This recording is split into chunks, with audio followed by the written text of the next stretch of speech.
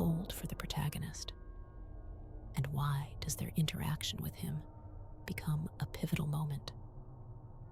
How does the protagonist's admiration for Stephen King transform into something darker? And what role does it play in the unfolding events? What does the broken drone and the dried blood inside the evidence bag symbolize in the context of the protagonist's narrative? Hi, I'm Arosha, and here is your channel, my friends. I hope you enjoy our Today mystery story. If you enjoyed the story, don't forget to subscribe to the channel and like this video. Thank you.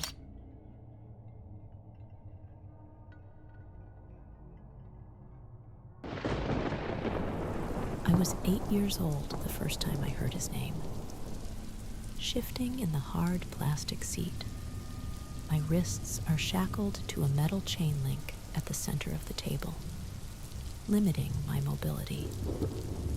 The officer observes my discomfort passively, already impatient and annoyed with my recollection of events. I was thinking a little more recent, Miss Clark. Like why you were caught standing outside his home with a bloody... No, you don't understand. I need to start at the beginning, so you can understand.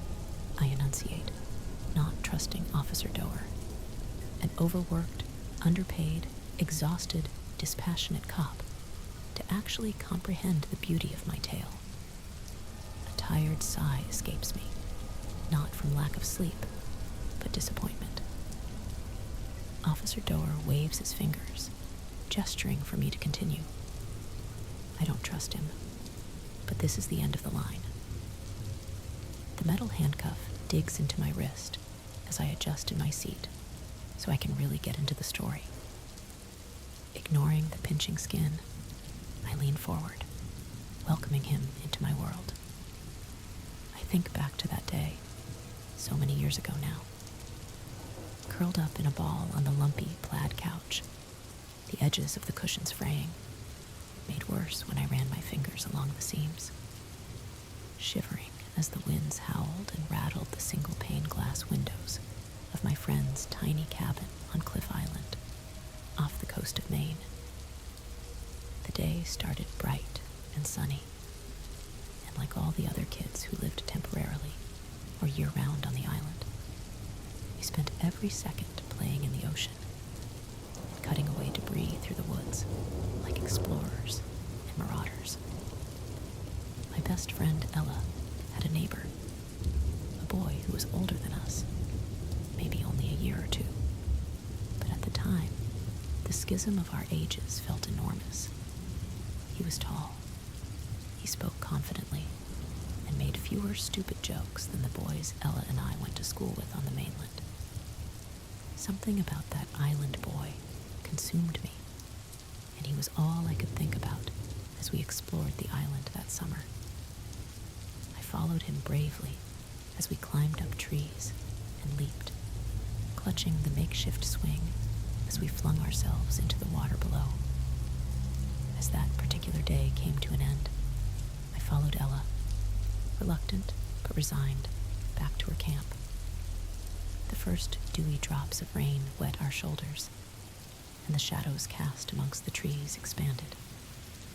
A storm was coming. You could smell it in the air. By the time night fell, it was like a hurricane descended upon the island. Everything shook and howled and whistled, but the adults weren't concerned, and neither was Ella, so I forced myself to pretend I wasn't scared too. We curled up on the couch in the small den. Ella called it the inside-outside room, because although there were 4 walls and a roof, the floor-to-ceiling rattling glass windows still made you feel like you were outside. Hovering together under mounds of blankets, Ella's parents flipped through the channels of their old TV. At that time, they could only get basic cable, and it sat like a gargantuan box on the floor, surrounded by towers of VHSs and DVDs, lime green light and eerie music set the first scene. Ella's parents argued over whether they should let us watch it or not. In the end, her mom sighed and told her dad he could be the one to deal with us girls if we were up all night crying from nightmares. That's not what happened, though, because I was 8 years old and about to learn the name of the man who would change my life forever. "What's this movie called?" I whispered to Ella. It was a weird movie. I felt like my mind was being twisted and warped and corrupted, then pet gently to rest when the movie came to an end. "It's a Stephen King. You girls have heard of him, right? He's a Mainer," her dad announced proudly, as if we had a claim to him, as if we should know him. That was when my obsession started. I returned to the present, explaining to the officer in front of me. His pen lifts off the yellow-lined notebook, sparking my curiosity. Why wouldn't he use a laptop to take my statement? Surely that would be easier. I like the drama of the pen and yellow-lined pages, like we're back in the 50s, and he's trying to get me to talk by making the room a little too hot and the light too bright. Any second now, his partner, the good cop, will come in here and offer me a cigarette and a whiskey. "Miss Clark," Officer Doer prods, annoyed that I keep getting lost in my head. I didn't play with the other kids the next day. I didn't care about the tall, handsome boy next door. After the movie ended, I asked Ella's parents about Stephen King, and her mom casually explained, while folding musty old blankets, picking up remnants from our slumber party in the inside-outside room, that she had a few of his books lying around somewhere. I just had to dig around and find them. I tell the story like I'm writing it down, with nuance and interiority. "You see," I tell the cop, or is he a detective? His plain clothes point to the latter, but he's the same man who caught me outside the tall, Gothic red mansion, handcuffing and stuffing me into the back of his cruiser. I spent that whole summer, hell, the entire next year reading The Dark Towers. I didn't understand half of what I was reading, needing a dictionary to help me translate nearly every line. But it was nothing like the books we were reading in school. I became obsessed. Doer reacts to this word. Obsessed. It's a trigger word, a small point against me, an indication that I wasn't quite right in the head. That led me to other authors, of course. Ray Bradbury, Frank Herbert, Clive Barker, Douglas Adams. Then, as I got older, it became Atwood and Nin, Vonnegut.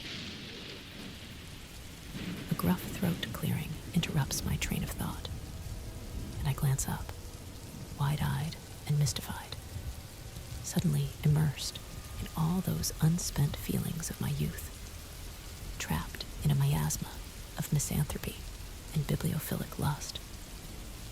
But Officer Doer, and his graying, whiskery, late-shaven face, is disinterested in my passions. He wants the crux of the story, the meat of it, the spoilers. He doesn't want the prose or tension. "Just give it to me," his eyes scream. "Just admit what you did." He would truly hate reading Tom Robbins. He releases a long, suffering sigh when the door creaks open behind him, and a second officer, this one clad in standard blues, enters the room, holding a clear plastic evidence bag. I wince when I see the contents. The new cop drops the bag unceremoniously on the table between Doer and me, then turns to leave. I look up, making eye contact with the camera in the corner of the room near the ceiling. The little red dot trained on it. They'll later use the footage as evidence of my guilt. They'll tell people I I bared myself open on the table, as raw and exposed as the smashed plastic and metal drone, now covered in dried blood in the plastic evidence bag, the camera above capturing my every thought and memory. My erratic behavior, the evidence bag, and a signed confession are all Doer wants from me, though, so I relax. He's only got 2 out of 3. Ignoring his impatience, I smile wistfully. That was when I began writing. I wrote and wrote and wrote. I took creative writing classes. I got a degree in English and communications. But I kept getting rejection letters, over and over again. And then one day, I leaned forward, lowering my voice, pleased when Doer mimics my posture, finally intrigued. Then one day, I was in Bridgeton at a Walgreens, and who's up at the prescription counter but Stephen fucking King? Doer lifts his eyebrows, not getting it, not understanding. I grunt.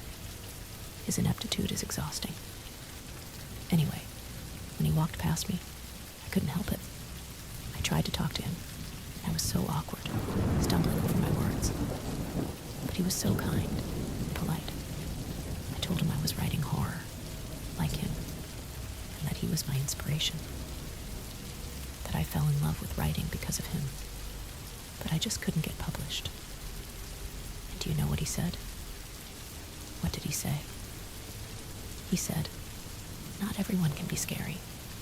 And then he smiled that stupid, toothy smile and left. Finally, understanding dawns, the doughy man's cracked lips pressing together thoughtfully. And that hurt your feelings? You wanted revenge? That's why you flew? No, of course it didn't hurt my feelings. It motivated me. Doer's pen stills on the yellow paper once more, glancing at me beneath his lashes. He's trying not to spook me or slow my momentous storytelling, but he also doesn't want to admit he's still confused. Look, I was his biggest fan, but his last few books, I lifted my palm, bound as it was to the table, and made a so-so gesture with my hand. I think he just needed a little inspiration. It was kind of poignant too, don't you think? Very Annie Wilkes of me. I smiled proudly, but this idiot still looks confused. Misery? Still, nothing. Kathy Bates. Recognition passes his face, and I don't resist the eye roll. That's the one about the woman who's obsessed with the author, and she kidnaps him and makes him rewrite the story, right? Very good, Doer. Even if you did get that from the movie. But did you know that Misery was inspired by another short story of a similar premise? I did not. So, you identify with this Annie Wilkes character, then? I shrug. Miss Clark, what I really want to know is what happened when you arrived at Mr. King's banger home at 12:36 a.m. this morning. I glance back at the evidence bag, the broken drone, which I lost control of, and the smattering of blood on the plastic casing. On the one hand, I could tell him the story of how it all went so sideways, not at all according to my plan. Or I could tell him what actually transpired while adding narrative, a creation of my own making. All right, Mr. Doer. Here's the story of what happened last night when I arrived at Stephen King's mansion. Today's story is over. I hope you enjoyed listening to this mystery story. Thank you for being with us so far in the video. I am waiting for you in the next video. Goodbye.